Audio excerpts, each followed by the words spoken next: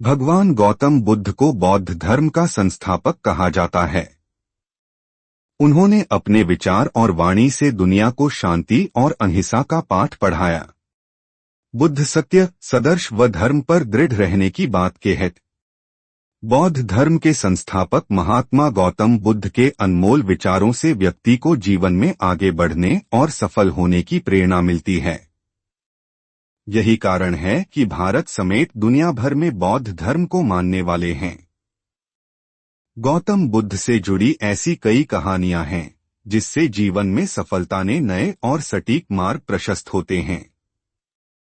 सफलता शब्द हर किसी को लुभाती है और हर कोई सफलता को प्राप्त करना चाहता है, लेकिन सफलता हर किसी को नहीं मिल पाती। लेकिन आपने सोचा है कि आखिर इसका कारण क्या है? इसका जवाब आपको गौतम बुद्ध के जीवन से जुड़ी इस कहानी से मिलेगा। इस कहानी के माध्यम से आप यह जान पाएंगे कि सफलता के लिए किए जाने वाले प्रयासों में हमसे कहाँ चूक हो जाती है, जिस कारण असफलता का सामना करना पड़ता है। सफलता से जुड़ी गौतम बुद्ध की कहानी। एक बार गौतम बुद्ध अपने भिक्षुओं के साथ एक गांव से गुजर रहे थे। उस गांव में पानी की व्यवस्था न होने के कारण लोग परेशान थे। गांव के लोगों को पानी लाने के लिए बहुत दूर जाना पड़ता था। गांव के निकट बहुत बड़ा मैदान था जिसमें छोटे छोटे बहुत सारे गड्ढे खुदे हुए थे। एक भिक्षु ने अपनी जिज्ञासा को शांत करने के लिए गौतम बुद्ध से पूछा कि गांव के इस मैदान में जो इतने सारे गड्ढे खुदे हुए हैं, आखिर उनका क्या उपयोग है? बुद्ध ने मुस्कुराते हुए अपने भिक्षु को जवाब देते हुए कहा कि प्रिय भिक्षु, इस गांव में पानी की समस्या है, इसीलिए गांव वालों ने पानी की खोज में ये छोटे छोटे गड्ढे खोदे हैं। इतना सुनते ही भिक्षु उन गड्ढों में पानी ढूंढने लगता है, लेकिन उसे पानी की बूंद भी नहीं मिलती। फिर वह गौतम बुद्ध से कहता है कि इन गड्ढों में तो पानी ही नहीं है। गौतम बुद्ध कहते हैं, तुम्हें वहां लोगों की भीड़ दिख रही है। वे सभी लोग गांव से दूर एक नदी की ओर पानी लाने के लिए जा रहे हैं। इस पर भिक्षु पूछता है कि क्या इस गांव के जमीन में बिल्कुल भी पानी नहीं है? गौतम बुद्ध कहते हैं, पानी तो है, लेकिन गांव में ऐसा कोई नहीं है जो पानी को ढूंढ सके। भिक्षु को बुद्ध की बात समझ नहीं आती। तब गौतम बुद्ध कहते हैं, गांव के लोगों ने पानी की खोज में ही मैदान में इतने सारे गड्ढे तो कर दिए हैं, लेकिन इसके बावजूद उन्हें पानी प्राप्त नहीं हुआ। तुम जानते हो ऐसा क्यों?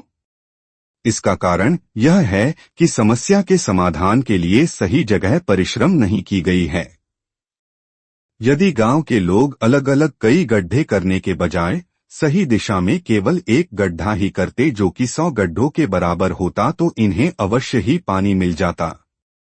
सीख। गौतम बुद्ध से जुड़ी इस कहानी से हमें यह सीख मिलती है कि मनुष्य का मन भी ठीक इसी तरह से 100 दिशाओं में भागता है, लेकिन यदि मन को एक दिशा में केंद्रित कर काम किया जाए तो लक्ष्य तक अवश्य ही पहुंचा जा सकता है और सफलता भी प्राप्त की जा सकती है।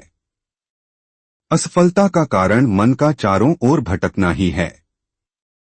आज का जीवन मंत्र, किसी का दुख दूर करना चाहते हैं तो हम में दुख सहन करने की क्षमता होनी चाहिए।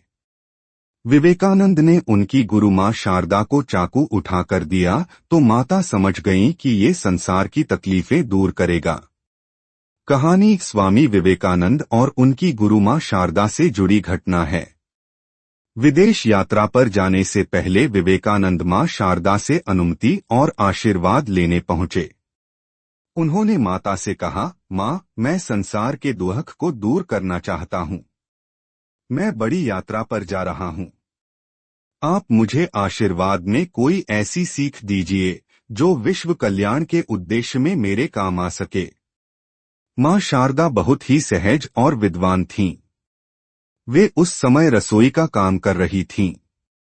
उन्होंने विवेकानंद की बातें सुनी और रसोई घर में रखे हुए एक चाकू की ओर इशारा करते हुए कहा, मुझे वह चाकू उठाकर दे दो। विवेकानंद जी ने जैसे ही चाकू उठाकर माता को दिया तो मां शारदा बोली, मेरा आशीर्वाद तुम्हारे साथ है। मैं ये जान चुकी हूं कि तुम संसार की सेवा अवश्य करोगे। ये बात सुनकर विवेकानंद हैरान थे। उन्होंने कहा, मां, सिर्फ चाकू उठाकर देने से आपने ये कैसे जान लिया कि मैं संसार की सेवा कर पाऊंगा? मां शारदा बोली, तुमने जिस ढंग से चाकू उठाकर मुझे दिया, उससे ही मैं ये बात समझ गई हूं। विवेकानंद जी ने चाकू के धार वाले हिस्से को खुद की ओर करके पकड़ा और हत्थे की ओर से मां शारदा को चाकू दिया था। मां शारदा ने कहा, तुम्हारी प्रवृत्ति दिखती है कि तकलीफ तुम खुद सहन करोगे और सुरक्षा दूसरों को दोगे। सीख, जो व्यक्ति खुद कष्ट उठाकर दूसरों को सुख देता है, वही व्यक्ति मानवता की सेवा कर सकता है।